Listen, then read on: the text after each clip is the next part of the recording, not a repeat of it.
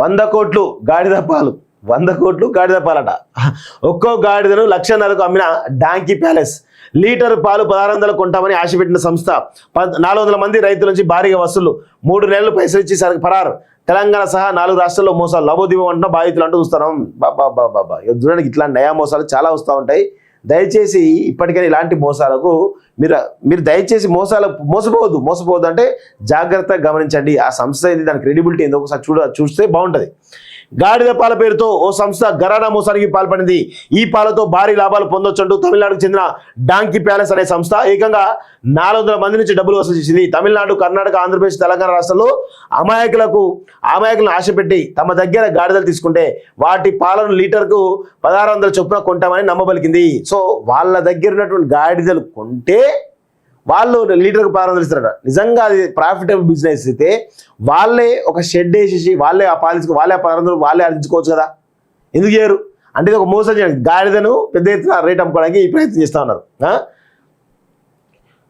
So first సెంటర్ను ఒక IAS ఆఫీసర్తో ప్రారంభింపేసి ఆ వీడియోతో యూట్యూబ్లో భారీగా ప్రచారం చేసుకున్నది. దీంతో ఆశపడి సంప్రదించినటువంటి వారి వద్ద ట్రైనింగ్ కోసం 50,000, గాడిదకు 1,00,000, డిపాజిట్ 5 లక్షలు వసూలు చేసింది. ఇలా సుమారు 100 కోట్లకు పైగా కాజేసింది.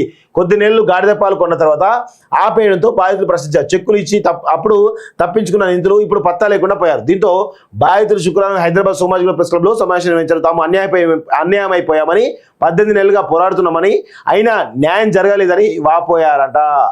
ఇక మీరు ఇట్లా వేస్తే ఎట్లా? ఈ చిన్న తెలుసుకోవాలి కదా. మీరు కనీసం వాడు మోసం చేస్తున్నారనే విషయం తెలుసుకొని కూడా మీరు జాగ్రత్త పడకపోతే ఎట్లా? తమిళనాడులోని తిరునెల్వేలి కేంద్రంగా డాంకీ ప్యాలెస్ అనే సంస్థ ఆన్లైన్లో 2022లో గాడిద పాల బిజినెస్ మొదలుపెట్టింది.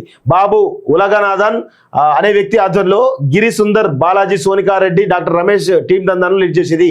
2022 మే నెలలో తిరునెల్వేలి జిల్లా collector Vishnu Venugopal, NRC members, FSSAI ఆహార సంస్థల డైరెక్టర్తో సంస్థ ఫామ్కు ప్రారంభోత్సవం చేశారు. దీని వీడియోలు తీయించి యూట్యూబ్, ఇతర సోషల్ మీడియాలో పోస్ట్ చేసి తిరుపతికి చెందిన సోనికారెడ్డి ప్రమోట్ చేసేది. గిరి సుందర్ మార్కెటింగ్ చేశాడు. బాలాజీ మార్కెటింగ్తో పాటు రైతుల దగ్గరకు వచ్చి పాలు కలెక్ట్ చేసుకొని తీసుకెళ్లేవాడు. రమేష్ కుమార్ తాను డాక్టర్ అని పరిచయం చేసుకొని ట్రైనింగ్ ఇచ్చేవాడు. కోవిడ్ నేపథ్యంలో ఎక్కువ పోషకాలు, రోగనిరోధక శక్తి ఇచ్చే గాడిద పాలకు డిమాండ్ ఉందని, అందుకే డాంకీ మిల్క్ బిజినెస్ దాబాలు తెచ్చిపెడతాడు తెగ ప్రచారం చేశారు. దీంతో జనాలు ఎగబడ్డారు. 5 లక్షల సెక్యూరిటీ డిపాజిట్, ₹1,00,000 గాడిద కట, 50,000 ట్రైనింగ్ కట. ఏందో ఇది. 50 లక్షలు పెట్టి 65 గాడిదలతో ఫామ్ అట. లీటర్ గాడిద పాలకు 1600 ఇస్తామనడంతో చాలా మంది 5-6 గాడిదలు కూడా కొన్నారు. ఇందుకోసం కొంతమంది గ్రూపులుగా ఏర్పడి పెట్టుబడి పెట్టారు. బెంగళూరులో జాబ్ చేసే సాయిబాబు అనే వ్యక్తి కుప్పంకు చెందిన కొంతమందితో కలిసి 56 లక్షల పెట్టుబడి పెట్టారు. ఇందులో సాయిబాబు ఒక్కడే 25 లక్షలు చెల్లించాడు. అతని దగ్గర 65 గాడిదలు ఉండగా 6 వర్కర్లను పెట్టి ఫామ్ రన్ చేశాడు. వారికి భోజనం, జీతం, ఇతర సౌకర్యాలతో పాటు నెలకు 2.5 లక్షల వరకు ఖర్చు పెట్టాడు. ఫామ్లో పాల నిల్వ కోసం ఫ్రీజర్ సిస్టమ్ ఏర్పాటు చేసుకున్నాడు.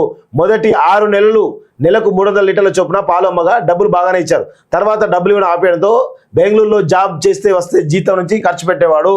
రేపు మాపు కొంటారేమో ఎదురు చూసి మోసపోయారని తెలుసుకొని గొల్లుమన్నాడు. నిర్వాహకులకు నిండా ముంచడంతో సాయిబాబు స్నేహితులు తిండి కూడా లేని స్థితికి చేరుకున్నారు. ఇందులో ఒకరి తమ్ముడు 40,000 కాలేజీ ఫీజు కట్టలేని స్థితిలో ఆత్మహత్యను కూడా చేసుకోవడం గమనార్హం. ప్రస్తుతం అతను తమిళనాడులోని ఓ దవాఖానలో ICUలో చికిత్స పొందుతున్నాడు.